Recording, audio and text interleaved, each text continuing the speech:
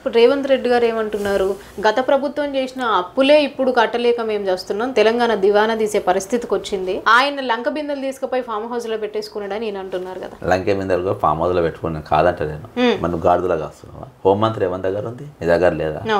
ACB రైడ్లు చేసి నేను ACB గారు రైడ్ చేసింది, ఓటుకు నోటు దొంగలు ఎవరు పట్టుకుంటారు? ఏసీబీలే కదా పట్టుకుంది. ఏసీబీ విజిలెన్స్ ను పట్టుకొని ఎక్కడెక్కడ ప్రభుత్వం ఎంతెంత నష్టపోయింది, ఎక్కడెక్కడ స్కామ్లు జరిగింది, ఎవడేమంటున్నారు. ఇవాళ నవీన్ మిత్తల్ అనేటోడే కదా. ఇప్పుడు కేసీఆర్ డైరెక్ట్ ముసుగు కట్టుకొని సెక్రటరీలో పోయి పైసలు దొంగతనం చేయలే కదా, ఆఫీసర్లను పెట్టుకొని దొంగ ఎవరైనా పెట్టుకొని చేసిండు, సోమేష్ కుమార్ అన్నోని పెట్టి చేసిండు. సోమేష్ కుమార్ మీద ప్రభుత్వం ఏం చర్య తీసుకుంది మిస్టర్ రేవంత్ రెడ్డి? నవీన్ మిత్తల్ అంటోడు చేసిండు. నవీన్ మిత్తల్ మీద ప్రభుత్వం ఏం చర్యలు తీసుకున్నది? జయేష్ రంజన్ అంటోడు చేసిండు. జయేష్ రంజన్ మీద ప్రభుత్వం ఏం చర్యలు తీసుకున్నది? అరుణ్ కుమార్ మీద నీ ప్రభుత్వం ఏం చర్యలు తీసుకున్నది? ఒకటి.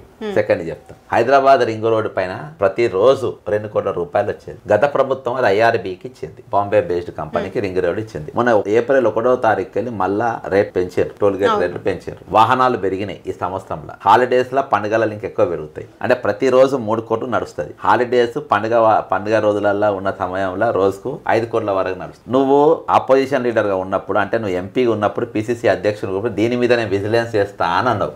నువ్వు వేయలేదు, నేను వేసినా. నేను అంటే నువ్వు దీనిపైన నేను రేపు ప్రభుత్వం రాగానే దీన్ని లాక్కుంటామన్నారు, మీరు లాగలేదు. ఇవాళ నువ్వు ముఖ్యమంత్రిగా ఉన్నావు, మున్సిపల్ మంత్రిగా ఉన్నావు, 10 శాఖ నీ దగ్గర పెట్టుకున్నావు.